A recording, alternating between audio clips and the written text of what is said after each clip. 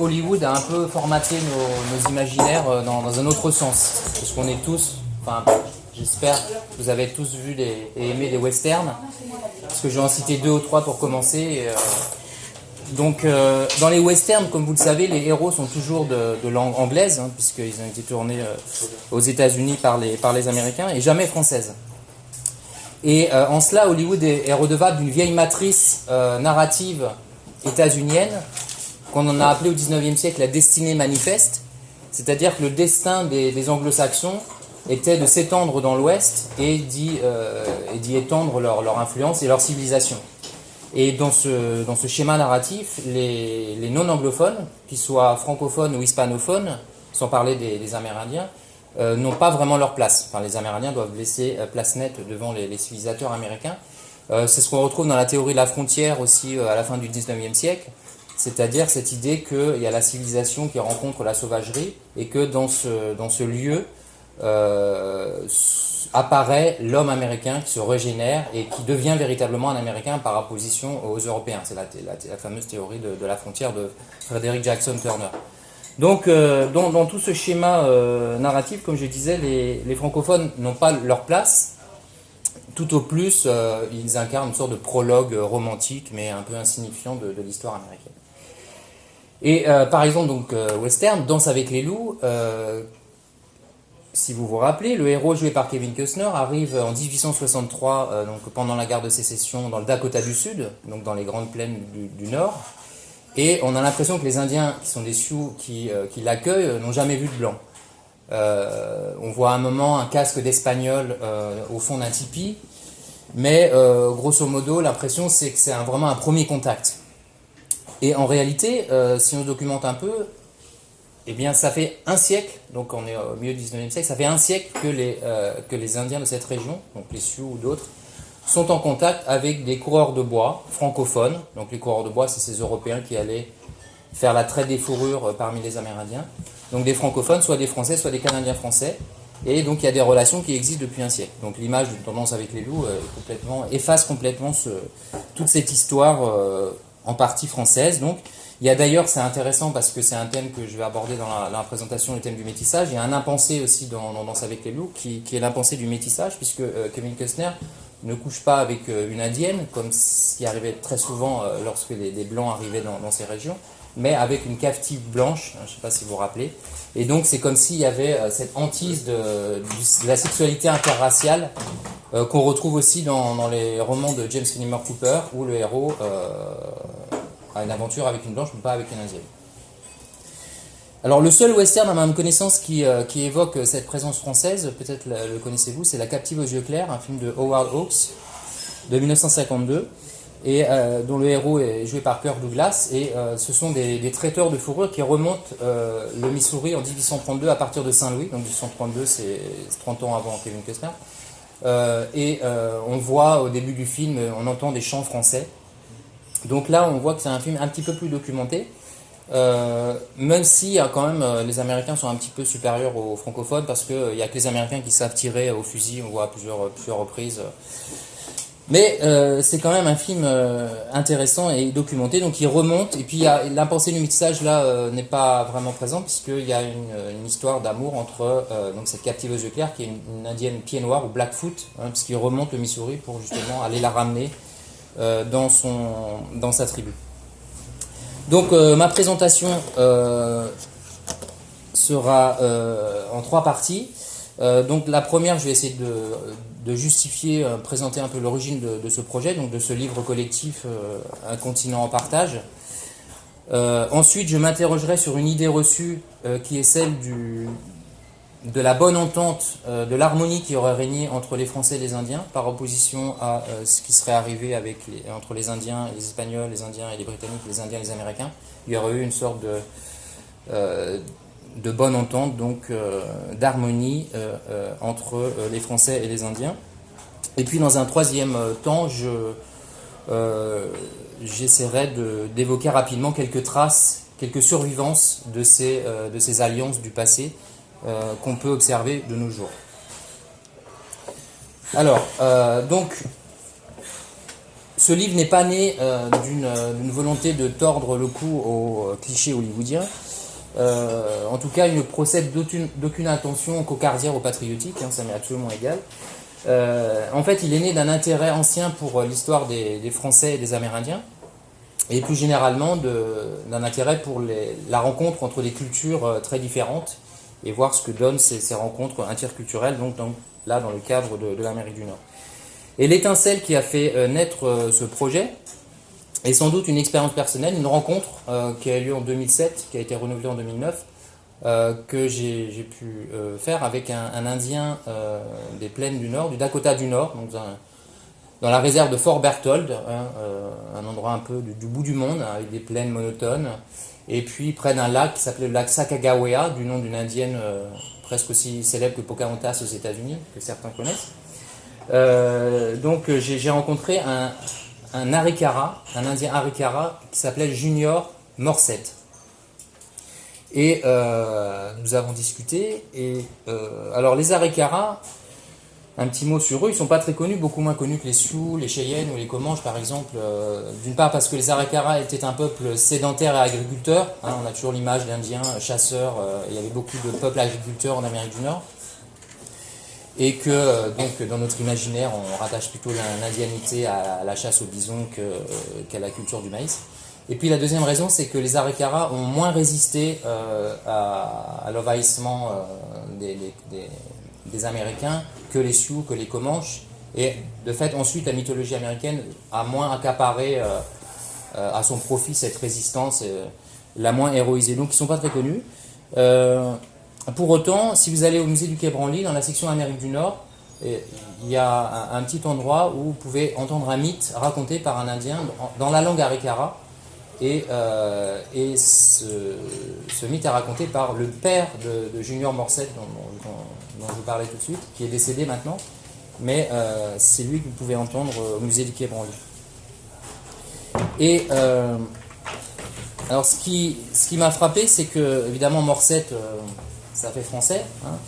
Dans la réserve, il y a toutes sortes de patronymes comme cela, donc d'amérindiens Arikara, Azur, Boyer, Gendreau, Grandbois, Lebeau, Primo, Bilado, Gingras, Picotte, Plante, Racine, Beauchamp, Paquino, Malnouri, Gillette, etc.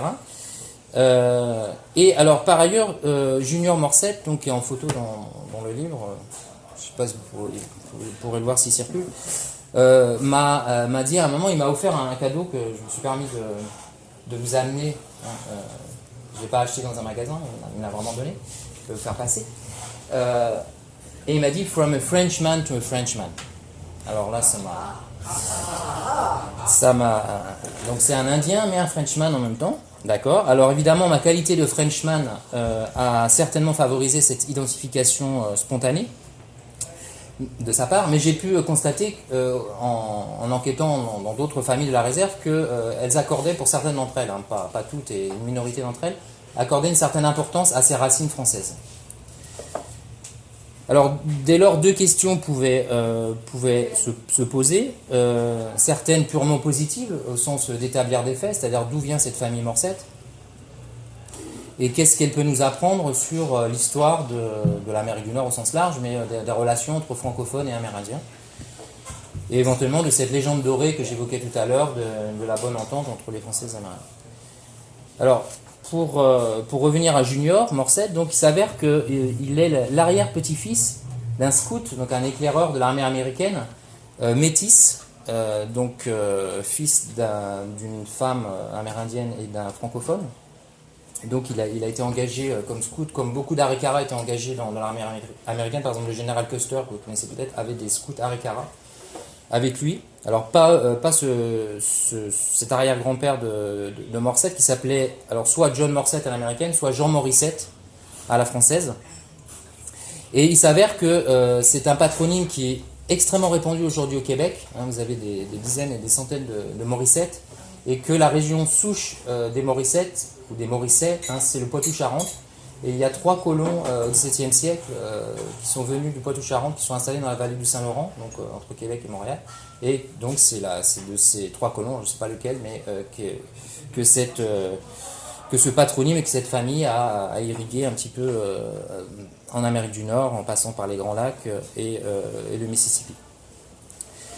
Donc ça, c'est la première série de questions. La deuxième série de questions a trait, donc on y était un petit peu à la mémoire, c'est-à-dire quelle est la place de la francité dans l'imaginaire des Indiens d'Amérique du Nord. Et est-ce qu'il existe dans cet imaginaire un exotisme du français, comme pour nous il existe un exotisme de l'Indien des plaines.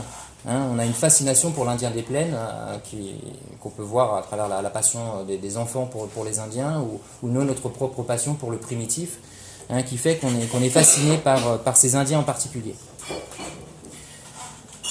Alors, il y a une autre famille qui est beaucoup plus connue que les Morsettes, qui est absolument pas connue parmi les Indiens, une famille franco-sioux qui s'appelle les Deloria. Peut-être que certains ont entendu parler de l'un d'entre eux. Dans les années 30-40, Vine Deloria Senior, donc qui était de cette famille, quand il allait au cinéma et qu'il voyait Charles Boyer, donc l'acteur français à Hollywood, dans les films, il disait « Ah, mais il parle comme mon père ». Et effectivement, en fait, son grand-père était un traiteur, un coureur de bois francophone, canadien-français, qui s'appelait Deslauriers, donc ça a été transformé en Deloria, qui a débarqué chez les Sioux vers 1840, donc bien avant Kevin Costner, le personnage, le lieutenant Dunbar dans Avec le loup. Et donc les Deloria, c'est une famille assez fascinante parce qu'à chaque génération, il y a eu des figures publiques. Certains ont été prêtres, d'autres ont été... aujourd'hui, il y a un Philippe Deloria qui est historien à l'Université de Michigan. Et son père, Vine Deloria Jr., le fils de celui qui est allé au cinéma, et qui est décédé aujourd'hui, mais c'est la grande figure du Red Power dans les années 60-70, l'équivalent du Black Power pour les Indiens, c'était le Red Power, et donc c'était une figure intellectuelle. Il a écrit un livre fameux qui s'appelait Custer Died for Your Sins en 1969, et bref, c'est une figure très importante. Et dans cette famille, il y a, alors là c'est un autre auteur qui a mené cette enquête dans le livre, il y a cette mémoire française aussi qui existe. Donc la question de la mémoire et des survivants est d'autant plus centrale dans cette réflexion sur la relation franco-amérindienne que, d'une certaine façon, j'exagère un petit peu dans ce que je veux dire, mais on pourrait dire que les Français d'Amérique du Nord, et pas tous, et les Amérindiens se rejoignent dans leur chute.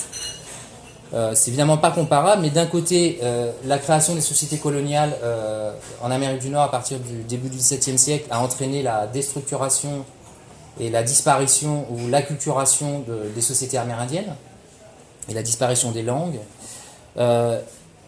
Et puis d'un autre côté, la Nouvelle-France, qui a été créée à partir du début du XVIIe siècle, fondation de Québec, après début du XVIIIe, fondation de la Nouvelle-Orléans.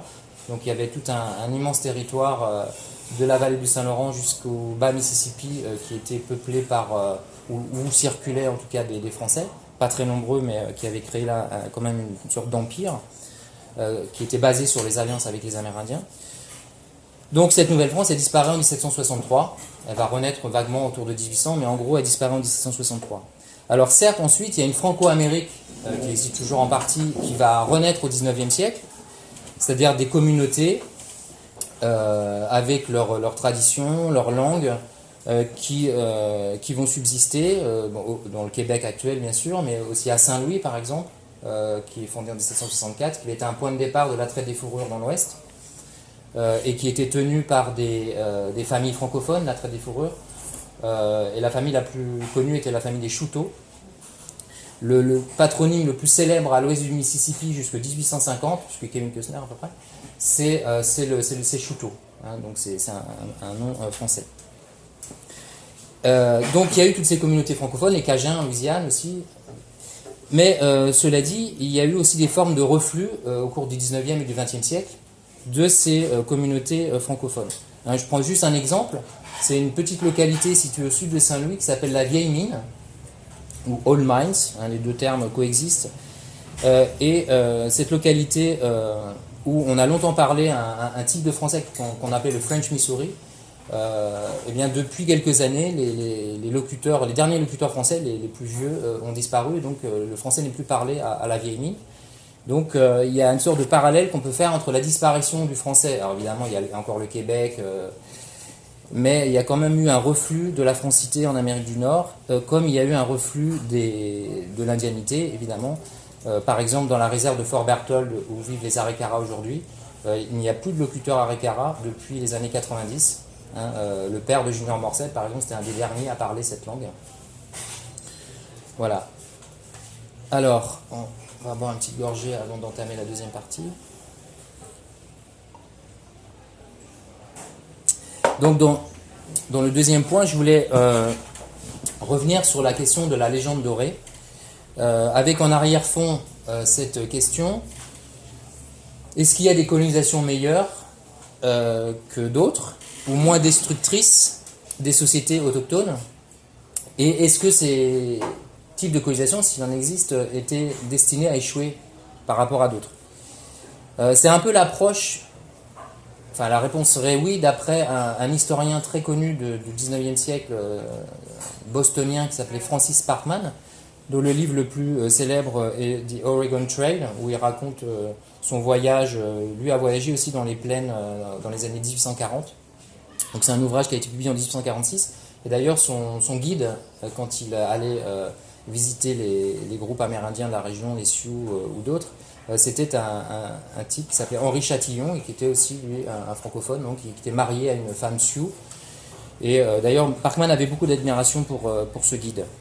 Mais d'une façon générale, oui, puis par ailleurs, il a écrit donc, cette phrase très célèbre dans un ouvrage un peu plus tardif.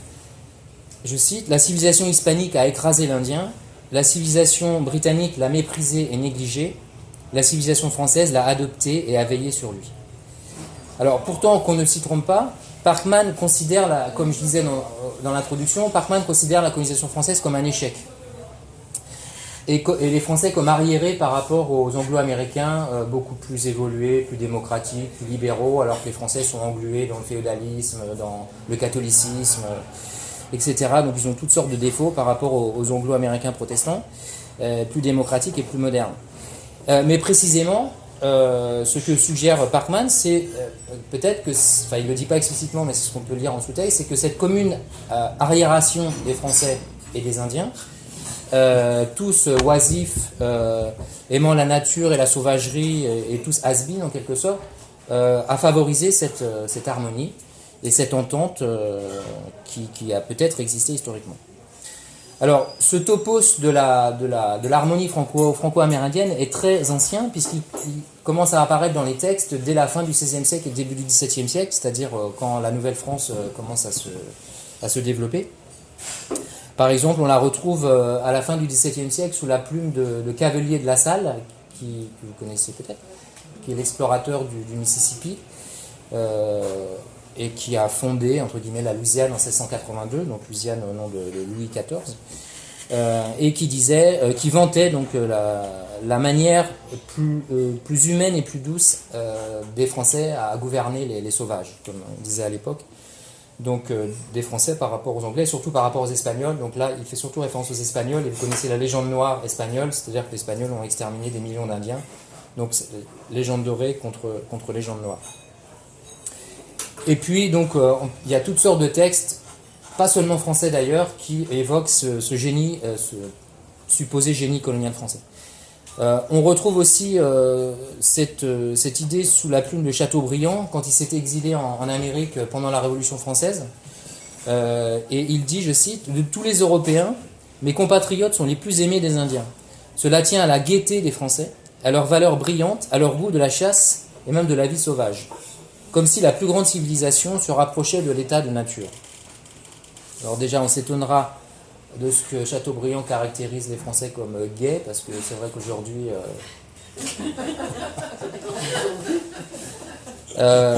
et en tout cas, ce qui est intéressant, c'est que Chateaubriand associe l'indianité à la noblesse française, le goût pour la chasse, par exemple. Alors c'est une hypothèse intéressante, même s'il faut s'en défier énormément de cette idée de valeur partagée. Parce que le risque, c'est de négliger les profondes différences culturelles qui existaient entre les Amérindiens et les Européens ou occidentaux de façon générale. Au fond, ce qui transparaît un peu dans ce que dit Chateaubriand et plein d'autres auteurs français, c'est peut-être qu'on aime les Indiens, donc on aimerait qu'ils nous aiment, et donc au fond, on se ressemble un petit peu. Et puis il y a un autre bémol qu'il faut apporter en plus de ce fantasme de valeurs partagées, même si ça pouvait exister quand même. Donc, autre bémol par rapport à la légende dorée, c'est évidemment toutes les violences de la colonisation française aussi. Si on regarde par exemple ce qui s'est passé dans les Antilles, dans les petites Antilles, Martinique, Guadeloupe, au XVIIe siècle, hein, il y a eu des conflits entre les Français et les Indiens Caraïbes. Ou si on regarde l'histoire de la Louisiane également, vous connaissez les Natchez, parce qu'on parlait de Chateaubriand, qui a écrit Atala en 1801, et qui appelle l'un de ses héros Chactas du nom d'une autre tribu ou nation amérindienne, qui a d'ailleurs participé avec les Français, à la demande des Français, enfin ils étaient de mèche, à la destruction des Natchez, qui était une société stratifiée un peu, qui ressemblait un peu à celle des Aztèques, hein, pour simplifier, et qui vivait dans la basse vallée du Mississippi. Les Natchez se sont soulevés contre le poste français en 1729, ils ont massacré 250 colons français, alors que dans les années précédentes tout se passait bien. Et il y a eu donc des campagnes guerrières menées par les Français et leurs alliés Chactas pour détruire les Natchez. Donc la société Natchez a été complètement détruite. Des Natchez ont été déportés comme esclaves dans les plantations à Saint-Domingue, etc. Donc il y a toutes sortes de violences dans l'histoire de la colonisation française en Amérique du Nord qu'il ne faut pas occulter. Cela dit, c'est vrai qu'il est difficile de contester l'idée que la Nouvelle-France a prospéré en se reposant sur les alliances amérindiennes et que de part et d'autre, Amérindiens comme Français trouvaient des avantages dans cette alliance. Et que souvent il y avait un vivre ensemble, alors fantasme des valeurs partagées certes, mais il y avait quand même un vivre ensemble. C'est-à-dire qu'il n'y avait pas une stricte ségrégation. Par exemple, les Français, il y avait des postes dans la région des Grands Lacs ou le long de la vallée du Mississippi. Par exemple, Détroit, c'était un poste qui a été fondé en 1701 par un Gascon qui s'appelait Cadillac, qui avait un peu de préscience par rapport à l'industrie automobile peut-être. Donc dans ce poste, il y avait les Indiens et les Français dans une certaine mesure vivaient ensemble. Il y avait le fort, il y avait des villages indiens autour, et donc il y avait des échanges, des contacts quotidiens. Les Français pouvaient aller faire appel à des chamans amérindiens pour se guérir de toutes sortes de choses. Ils allaient dans les huttes à sudation pour suer, etc. Ils participaient à des jeux de hasard ou des jeux sportifs. À Détroit, au XVIIIe siècle, il y avait des fameuses courses à pied très célèbres à l'époque, qu'on a tous oubliées, mais où participaient communément des Français et des Amérindiens. Donc il y avait un vivre ensemble qu'il ne faut pas occulter. Il y avait des Français, des coureurs de bois notamment, dont je parlais tout à l'heure, qui s'indianisaient énormément, qui se tatouaient le corps pour certains d'entre eux.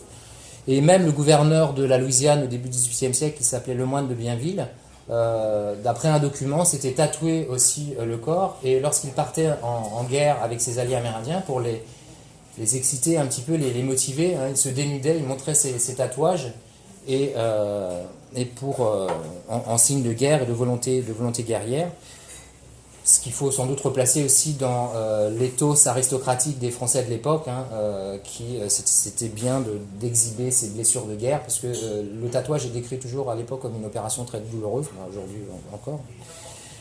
Donc voilà, il y avait un vivre ensemble qu'il ne faut pas décrire de façon idyllique, mais qui existait pas forcément à Québec ou à la Nouvelle-Orléans dans les grosses implantations, mais dans les postes de l'intérieur du continent. Alors pour expliquer cette spécificité supposée des rencontres franco-amérindiennes, donc de cette harmonie qui existait plus ou moins quand même, il y a deux types d'explications. Soit on invoque une explication de type culturel, c'est-à-dire qu'il y aurait du côté des Français par rapport aux Britanniques, aux Américains, aux Espagnols, des spécificités politiques, sociales, religieuses qui feraient que ça favoriserait l'entente. En quelque sorte des passerelles, peut-être pas des valeurs partagées, mais des passerelles entre les cultures. Pour rebondir sur l'idée de Chateaubriand de tout à l'heure, il faut admettre qu'il y avait des sphères de convivialité, par exemple pour la danse. Il y a une scène que je peux vous décrire. En 1690, à Montréal, il y a chaque année, le gouverneur à Montréal, le gouverneur français, recevait des centaines d'ambassadeurs amérindiens qui descendaient en canot des Corses de la région des Grands Lacs. Et donc il y avait une grande conférence diplomatique, c'était aussi l'occasion de s'échanger les peaux contre des textiles ou des fusils, etc. Donc il y avait des échanges économiques. Et à cette occasion, il arrivait que le gouverneur, alors là il fallait inciter les Alliés à faire la guerre contre un autre groupe amérindien, les Iroquois. Et donc le gouverneur Frontenac a pris le tomahawk d'un des guerriers amérindiens et il s'est mis à danser comme ça et à crier. Un document dit les cris et hurlements du gouverneur Frontenac. Donc indianisation du gouverneur Frontenac, oui, mais en fait, encore une fois, il faut replacer ça dans la culture de Frontenac de l'époque. Comme vous savez, au XVIIe siècle, les aristocrates français dansaient beaucoup. Le roi Louis XIV lui-même a été un grand danseur. Et en quelque sorte, bien se comporter dans une arène politique, c'était danser. Et au XVIIe siècle, danser, c'est gouverner en quelque sorte. Le roi, il danse juste pas pour amuser la galerie, il danse pour montrer que son corps est capable de faire des choses. Et donc il y avait cette idéologie de la danse comme bon gouvernement. Donc c'est à la fois de l'adaptation aux Indiens, mais c'est aussi une façon de mettre en acte sa propre culture. Bref, voilà, des danseurs français, des danseurs amérindiens. Alors ça existait peut-être du côté britannique aussi, mais j'ai pas, à ma connaissance, j'ai pas trouvé de documents en ce sens. Dans le domaine religieux également, le catholicisme des Français par opposition au protestantisme, il y a toutes sortes de protestantisme, mais bon, pour Saint-Phil, des Britanniques. On sait que les missionnaires français, donc contrairement aux pasteurs, donc étaient des célibataires, et donc ils étaient plus aventureux, ils allaient plus facilement au-devant des Amérindiens pour fonder des missions dans la région des Grands Lacs ou ailleurs. Par ailleurs, comme vous savez, le catholicisme a une dimension un peu polythéiste, avec la Sainte Trinité, la Vierge, les saints, etc. Donc, et puis aussi une part magique, hein, le culte des saints, les bénédictions, les invocations, les anges, etc. Donc tout ça a pu permettre d'établir des petites passerelles avec les religions animistes amérindiennes que ne pouvaient pas ou pas autant faire les protestants. Voilà, donc ce sont quelques pistes pour étayer l'hypothèse culturelle ou culturaliste. Et puis il y a un deuxième type d'explication qui est peut-être plus important pour comprendre pourquoi ça s'est plus ou moins bien passé entre les Français et les Amérindiens. Donc c'est une explication de type contextuel, c'est-à-dire prendre en compte les circonstances, les spécificités démographiques et économiques de l'implantation coloniale française. Il y a deux grandes caractéristiques dans la colonisation française en Amérique du Nord. C'est d'abord que les Français étaient peu nombreux, hein, donc le faible peuplement. En 1660, il y a à peu près 3000 colons français dans la vallée du Saint-Laurent. Un siècle plus tard, 1760, donc à la fin de l'Amérique française, de la Nouvelle-France, il y a 90 000 colons, dont 75 000 à peu près dans la vallée du Saint-Laurent et 15 000 entre la Louisiane, les Grands Lacs, etc.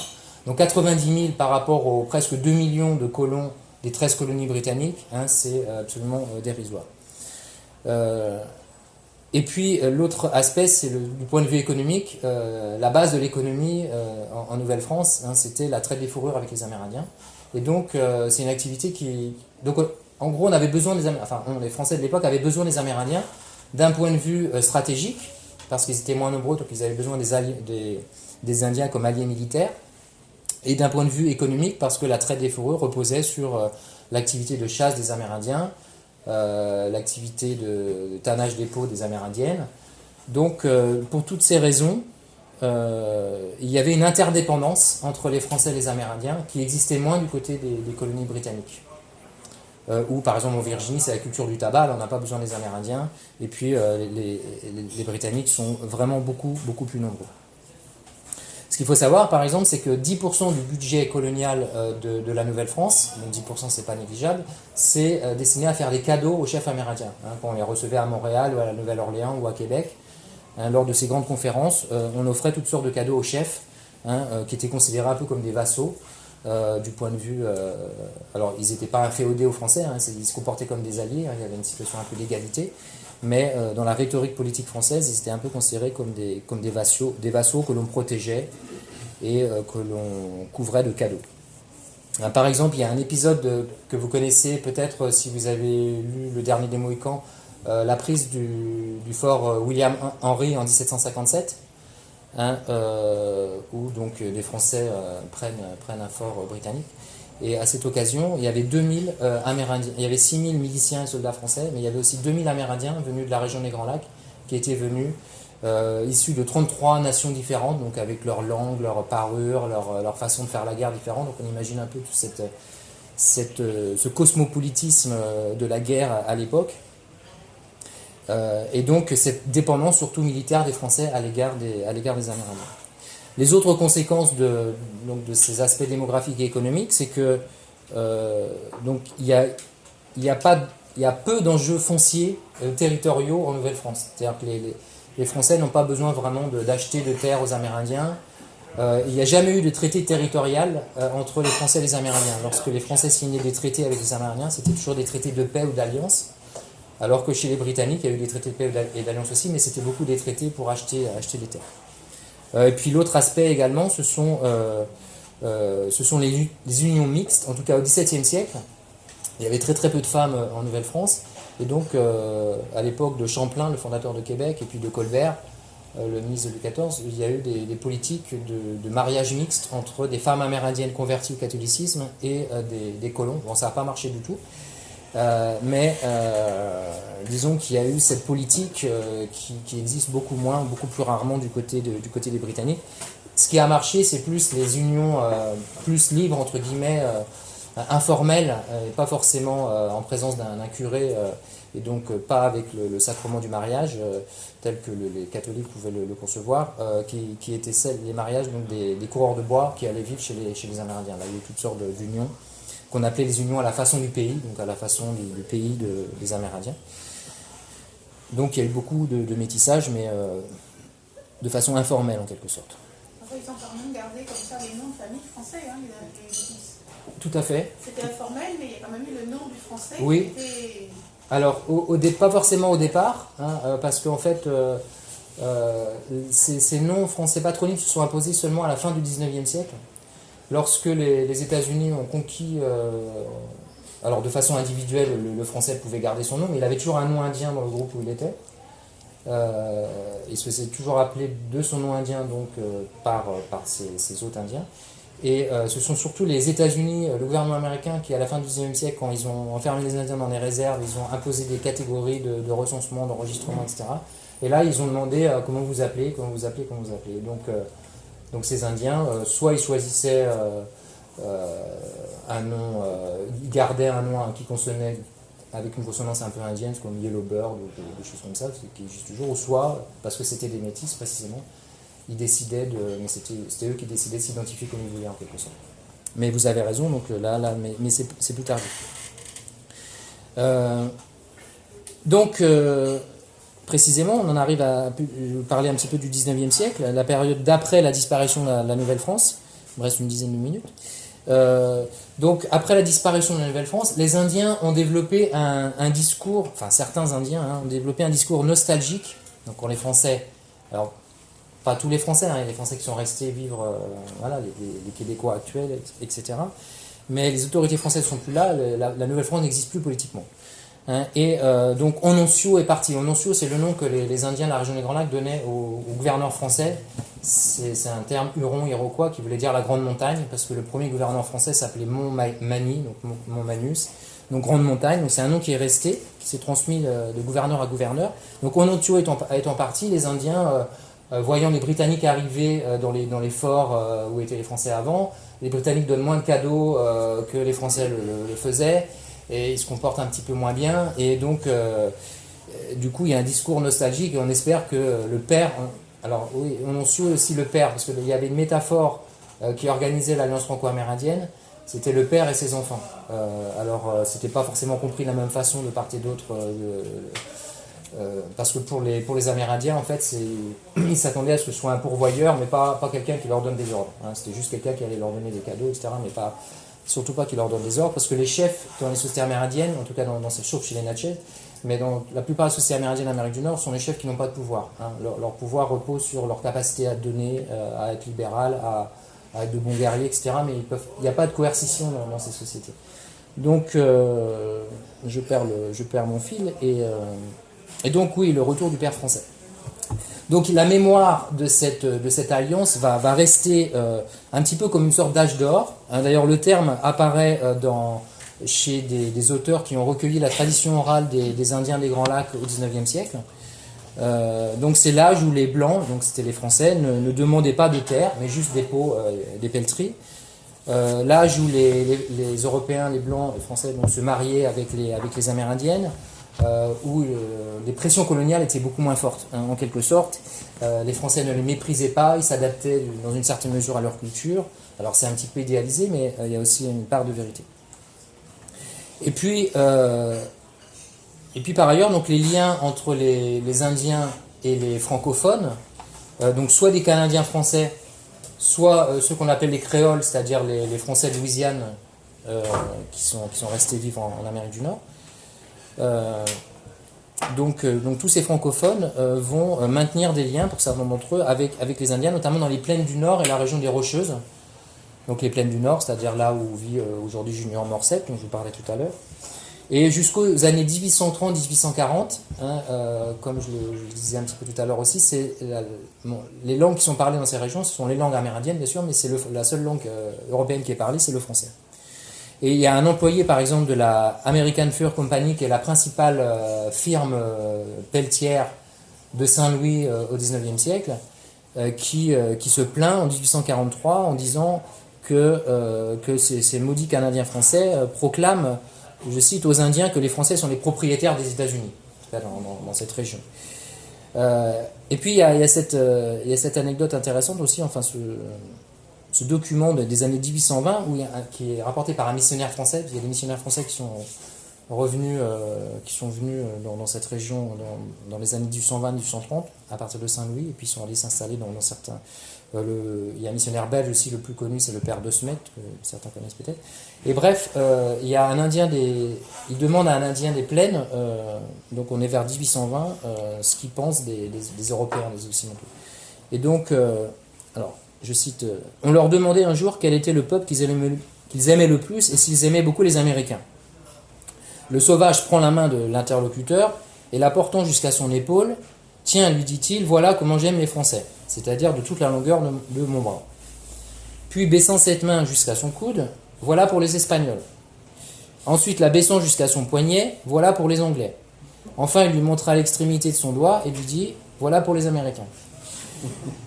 Alors on peut se demander dans quelle mesure cette gestuelle relève ou pas du langage des signes. Vous savez qu'il y avait toutes sortes de langues amérindiennes dans la région des plaines, mais quand ils se rencontraient, même en tant qu'ennemis, il y avait un langage des signes qui faisait qu'ils pouvaient se comprendre. Donc peut-être que c'est inspiré de ces gestuelles particulières. Alors, il y a de nombreux coureurs de bois francophones qui ont également certainement contribué, et les métis dont on parlait tout à l'heure, je vais y revenir, au XIXe siècle, au maintien de ce topos de l'harmonie de cet âge d'or franco-indien. Parmi eux, je peux prendre l'exemple, parce qu'il est documenté, de Pierre Beauchamp, dont j'ai pu rencontrer d'ailleurs quelques descendants dans la réserve de Fort Berthold il y a quelques temps, et qui, vers 1865, l'époque de Kevin Costner, était interprète à Fort Berthold, donc aujourd'hui la réserve de Fort Berthold que j'ai visité, dont je vous parlais tout à l'heure.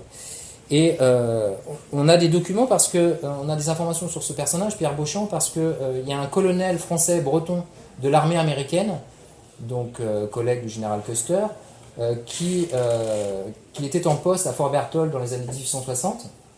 Et donc là, il a été frappé, il s'appelait Régis de Trobriand, il a été frappé de rencontrer c'est anachronique, mais ces francophonies des plaines, et tous ces francophones, canadiens français, qui parlaient français. Donc il était ravi de pouvoir parler français avec des francophones, et y compris avec ce Pierre Beauchamp qu'il a interviewé. Donc il y a dans un des livres de Trobriand, donc cet aristocrate qui se retrouve colonel dans l'armée américaine, il y a toutes sortes d'informations sur Pierre Beauchamp. Et on a donc une source assez exceptionnelle pour comprendre les motivations des coureurs de bois à aller vivre parmi les Amérindiens. C'est-à-dire la fascination pour les grands espaces, le goût de l'indépendance et de la liberté, une sorte de nouvelle économie pulsionnelle là, qui découvre chez les Amérindiens. Je cite Beauchamp, rapporté par Trobriand, « Courir comme eux les forêts et la prairie, ça m'allait d'instinct à moi. Faut croire que le bon Dieu avait mis ça dans ma nature. car sitôt que j'ai été d'âge, je me suis engagé pour la compagnie des fourrures, sans m'attacher d'abord à aucune tribu en particulier. Plus tard, je suis descendu à Saint-Louis, où j'étais employé par M. Chouteau. Mais les villes, ça ne me va pas. Ça n'est pas dans mon caractère. Je m'y trouve misérable. Aussi, je n'y suis pas resté, je n'y retournerai jamais. Je mourrai où j'aurais vécu, dans la prairie. Depuis que j'ai pris femme dans la tribu des Ris, c'est-à-dire les Arikara, je suis toujours resté avec eux. Alors les sociétés indiennes ont souvent été pour des hommes comme Beauchamp, qui sont souvent des hommes de basse extraction sociale, des lieux de reconnaissance, d'épanouissement peut-être, parce que souvent ils rentraient par le haut dans la société indienne, ils arrivaient du bas de la société européenne, et ils rentraient par le haut parce qu'ils avaient des capacités particulières à parler plusieurs langues, ou leurs marchandises, donc ils apportaient des choses qui intéressaient potentiellement, pas toujours, mais potentiellement les Amérindiens, surtout s'ils décidaient de s'adapter à la vie locale, en épousant une amérindienne, en parlant la langue, très important, si on ne parle pas la langue, on ne peut pas être accepté dans le groupe, c'est le critère identitaire de base. Et donc voilà cet exemple de coureur de bois du 19e siècle. Alors,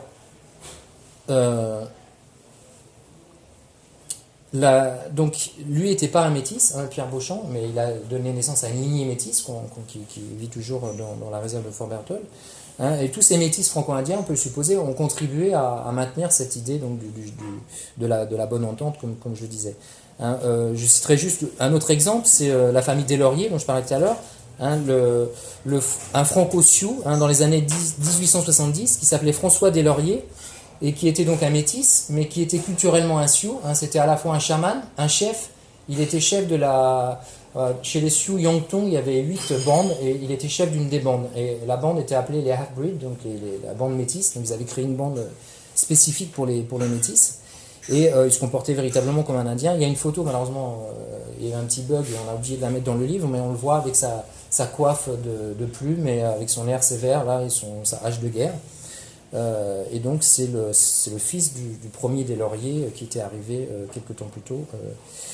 Et donc ces métis ont joué un rôle très important dans l'intercompréhension donc entre les cultures amérindiennes et européennes. Ils jouaient souvent le rôle d'interprète, y compris auprès du gouvernement américain. Pierre Beauchamp était interprète pour le gouvernement américain, par exemple, mais il y en avait d'autres.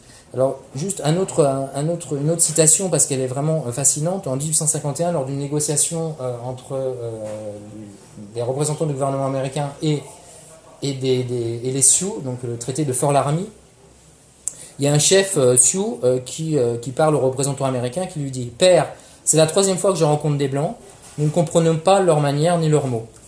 Nous savons que tout cela, donc les négociations, c'est très bien, c'est fait pour notre bien, enfin on se demande s'il est un peu ironique, mais nous ne comprenons rien du tout. Nous supposons que les métis comprennent et nous les laissons s'exprimer pour nous. » Donc c'est un témoignage qui est vraiment fascinant parce qu'à la fois il montre l'incommunicabilité, c'est pour ça le fantasme des valeurs partagées tout à l'heure, l'incommunicabilité entre les Français et les Indiens, enfin entre les Indiens et les Occidentaux de façon générale, et puis aussi l'importance des métis comme êtres biculturels qui vont être capables de naviguer entre les cultures. Alors, c'est très significatif que le terme, à l'origine, traditionnellement, les Indiens n'avaient pas de terme pour désigner les métis parce que pour eux, ça ne rentrait pas dans leur grille de lecture. Le métissage, c'était un impensé pour eux.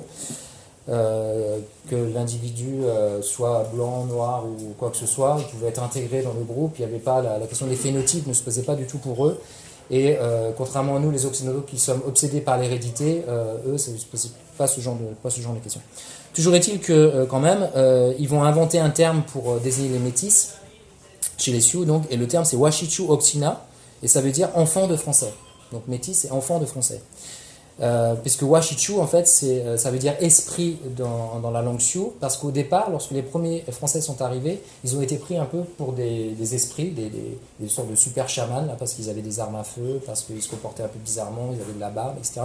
Donc c'était des êtres un peu bizarres, et ils les ont rattachés à des êtres un petit peu spirituels, enfin en tout cas différents de nous les Indiens. Donc, et puis après, donc Washichu, ça a désigné esprit, ensuite les Français, et aujourd'hui, Washichu, de façon générale, pour les Sioux, ça désigne les Blancs. Et il y a un terme plus spécifique qui désigne les Blancs ordinaires, c'est-à-dire les francophones, c'est Washichu Icheka, donc Blancs ordinaires, les Blancs auxquels on est habitué depuis très longtemps. Donc j'en viens, alors ça va être beaucoup plus rapide parce que le temps passe à la troisième partie.